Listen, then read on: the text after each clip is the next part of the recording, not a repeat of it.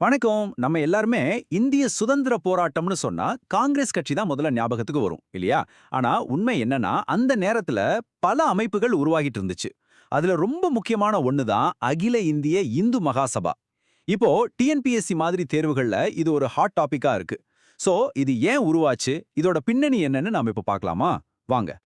Okay, நேரடியா விஷயத்துக்கு வந்துடலாம். பரீட்சையில திரும்ப திரும்ப கேட்குற அந்த முதல் கேள்வி, ஹிந்து மகாசபா எப்போ எங்க ஆரம்பிச்சாங்க? இதுதான் அந்த முக்கியமான கேள்வி. பதில் ரொம்ப சிம்பிள். வருஷம் 1915.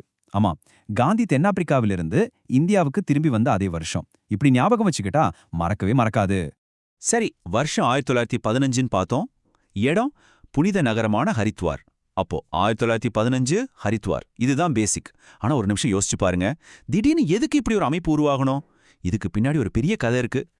அதான் அந்த பின்னணி என்னன்னு இப்ப நாம பார்க்க போறோம். எதுக்கு 1915ல அதுவும் ஹரித்வார்ல இந்த அமைப்பு உருவாச்சு? இதுக்கு ஒரு வரலாற்று பின்னணி இருக்கு.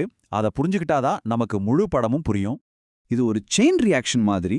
பாருங்க, 1906ல முஸ்லீம் லீக் உருவாகுது. அதுக்கடுத்ததா வெறும் 3 வருஷத்துல 1909ல மின்டோ மார்லி சீர்திருத்தங்கள் வருது.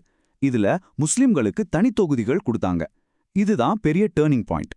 அப்போதான் நமக்கும், அதாவது ஹிந்து சமுதாயத்துக்கும் ஒரு அரசியல் அமைப்பு வேணும் அப்படிங்கிற ஒரு எண்ணம் வலுவாக ஆரம்பிச்சுது.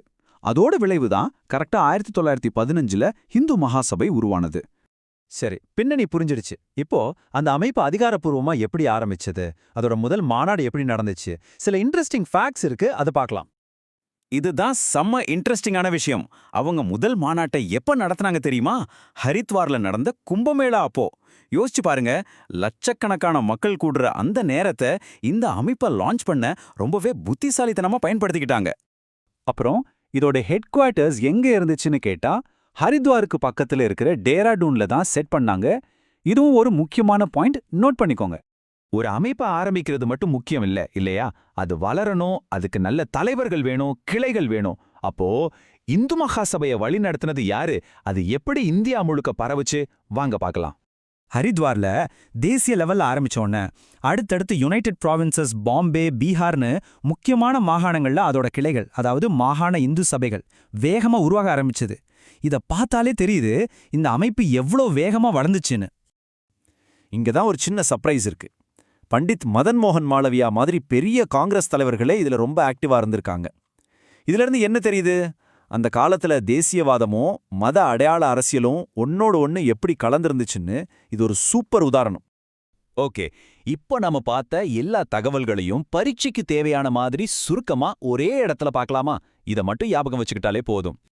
இந்த டாபிக்கோட மொத்த சாராம்சமும் இந்த டேபிள்ல இருக்கு. வாங்க ஒரு தடவை வேகமா ரிவைஸ் பண்ணிடலாம். வருஷம் 1915, இடம் ஹரித்வார். இதுக்கு உடனடி காரணம் முஸ்லிம் லீக் மற்றும் மின்டோ மார்லி சீர்திருத்தங்கள். இதுல இருந்த முக்கிய தலைவர் பண்டித் மதன் மோகன் மாளவியா. அவ்வளவுதான். இந்த 4 பாயிண்ட்ஸ் தான் எக்ஸாமுக்கு ரொம்ப முக்கியம். சரி, கடைசியா ஒரு முக்கியமான கேள்வியோட நான் முடிக்கிறேன்.